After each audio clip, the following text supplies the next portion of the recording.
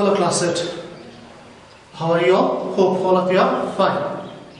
Today the weather is gloomy out here. Hope you all are going to have a good day. Today we'll start with a new chapter from Civics, that is the United Nations.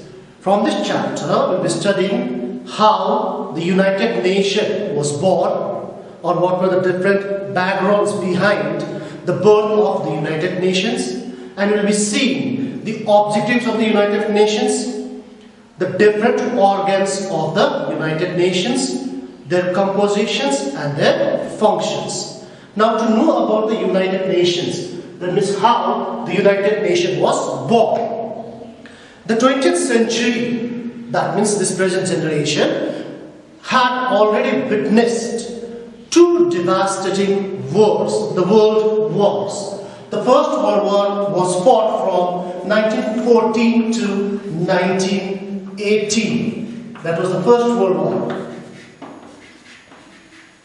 And the Second World War was fought from 1939 and came to an end in 1945 with the birth of the United Nations. It's the Second World War. Now, both this war brought a lot of destruction, devastation. Many people were killed, injured, many were maimed. Therefore, the United Nations came into existence. Now, after the First World War, that is in the year 1914 to 18, similar destruction and devastation was brought by the Second World War. So therefore, the leaders of the victor countries, the ones who won the First World War, they decided to have or bring up an organization or set up an organization known as the League of Nations. The League of Nations.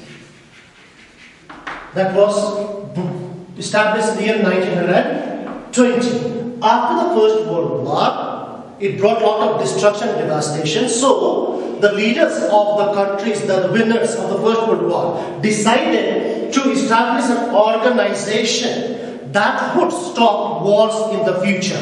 And that organization was the League of Nations. And it was established in order to stop such type of wars in the future. And it was established, or it came into existence in the year 1920. But the League of Nations failed to stop the war. As a result, what happens? The Second World War breaks out from 1939 to 1945. Now, as the Second World War was going on, the three great leaders of one group that fought the Second World War, the three leaders were the Prime Minister of Britain, Winston Churchill,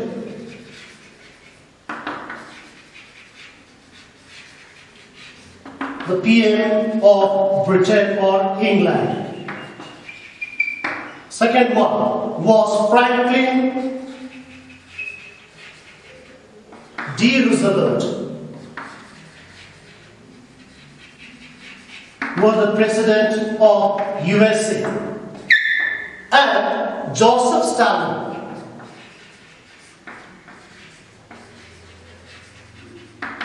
the Prime Minister of USSR. Now, they all met in a battleship. The war is going on, the Second War is going on. So all these three great leaders, mostly, your book will be talking about only these two leaders. Okay? Winston Churchill and Franklin D. Roosevelt. Your book will be talking about that only.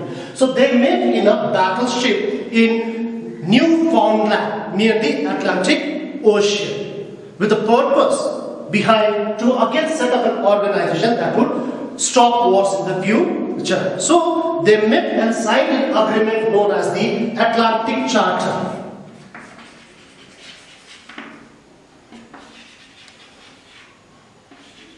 Atlantic Charter on 14th August 1941. So they met in the battleship and signed and chartered an agreement known as the Atlantic Charter on 14 August 1941. But finally, this charter was signed by other nations, 50 other nations.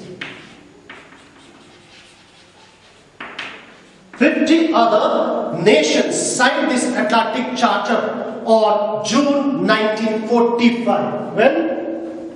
June 1945. 50 other nations, that is 50 other countries of the world, signed this Atlantic Charter on June 1945, and Poland was the 51st one.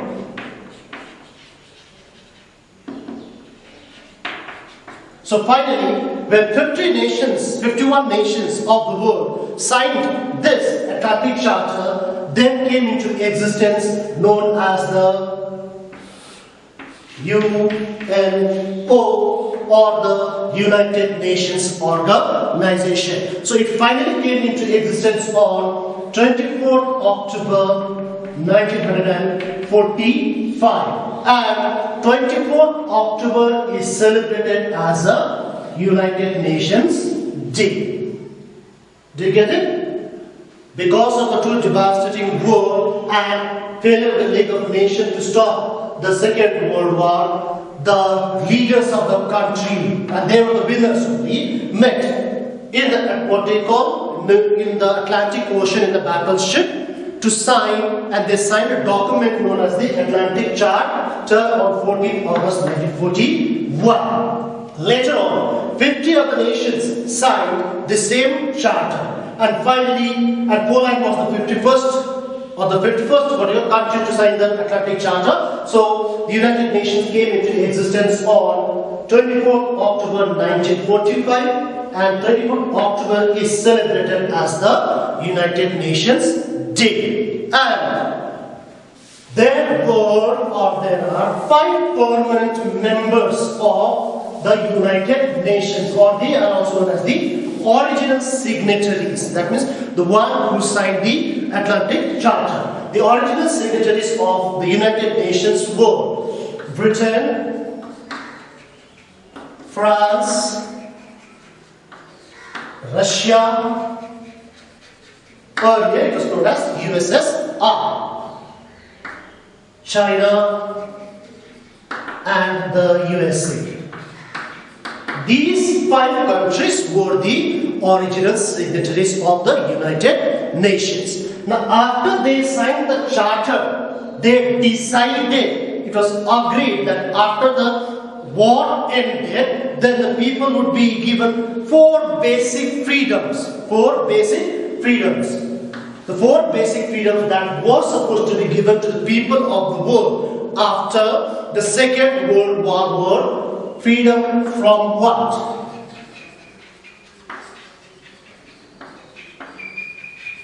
Freedom from what? Then freedom of speech.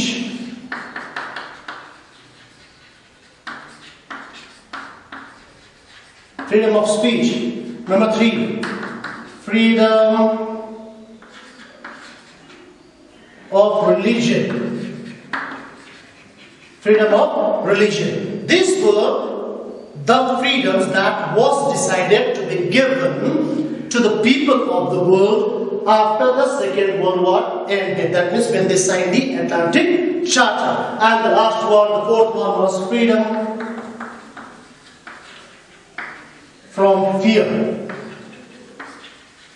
Freedom from fear. So, in order to provide all this to the people of the world, Atlantic Charter was signed by 51 countries, and the 5 original signatories of the United Nations organizations were Britain, France, USSR, China, and Russia. So in the year 1945, 24th October 1945, the United Nations came into existence. Now we need to see the objectives of the United Nations organizations. There are many objectives in your book. I'll be writing at least 1 or 2 of it. Please do memorize them. The first and the primary objective of the United Nations was to maintain international peace and security.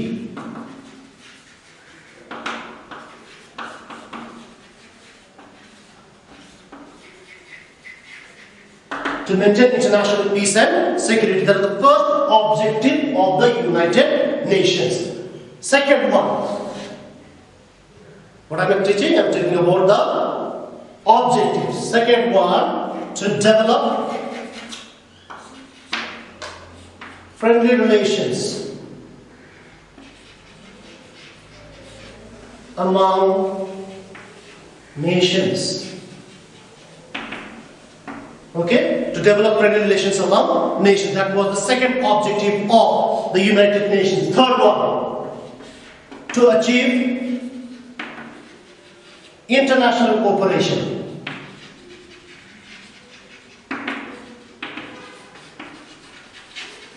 International cooperation based in order to solve the social, economical, political and the humanitarian problems. Next one was to promote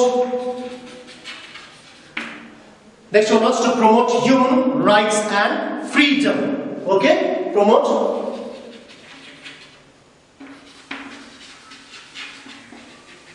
and freedom. Okay. And there are other objectives also. The fifth one is to save the coming generation, that means us, from the scourge of the Third World War, which the United Nations have been successful till now. These were some of the objectives of the United Nations. They are there in the textbook. At least 5 objectives are there. Please do memorize them. Now next one what we'll see is we will be seeing the organs of the United Nations. The United Nations came into existence on 24th October 1945 with several objectives, and one of the primary objectives of the United Nations was to maintain international peace and security and stop wars in the future. It does its jobs through various organs. The United Nations. First one is the General Assembly.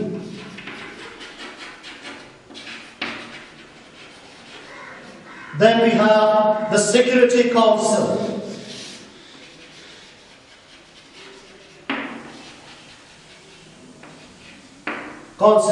Then we have the Economic and Social Council. Then we have the International Court of Justice. We have one more, the Trusteeship Council. Then finally the Secretariat.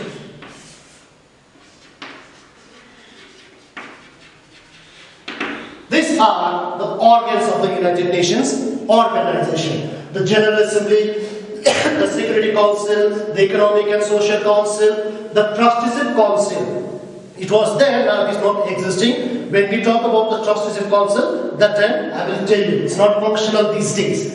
Then we have the International Court of Justice, the Secretariat. Now, we need to know the compositions and the functions of the various organs of the United Nations. Composition means who all are the members or who all can be the members of the United Nations or these organs. Are you following me? So the first one we'll be talking today is about the General Assembly.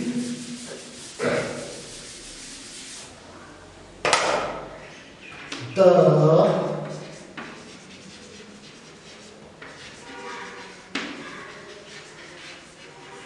General Assembly. Now, all the members of the United Nations, today there are around 193 countries who are the members of the United Nations. So, all the members of the United Nations are the members of General Assembly. So, how many members are there in the General Assembly? 193. Why? Because all the members of the United Nations are the members of the General Assembly. And each member nation can send 5 representatives. How many? 5. India is also a member of the United Nations. Therefore, it also is a member of the General Assembly. So, India can send 5 representatives to the General Assembly. Though 5 representatives are sent, only one is allowed to vote, because all decisions in the United Nations or in the General Assembly is taken through voting system. Decisions are taken by voting. Though each member nation sends 5 representatives, only one is allowed to vote. Do you get it? So these comprises the General Assembly. Now what are the functions of the General Assembly? They are there in the book. Please read it. I'll be telling it to you. Okay? The function of General Assembly. First one is to what you call discuss international problems. There are international problems. So all these international problems are discussed by the General Assembly. And the General Assembly gives solutions for the settlement of all these disputes. That is, discuss international problems and make recommendations for its solution. That is the first function of the General Assembly. Second one, it makes recommendation for the peaceful settlements of disputes. Third one, what you call it considers and approves the United Nations budget.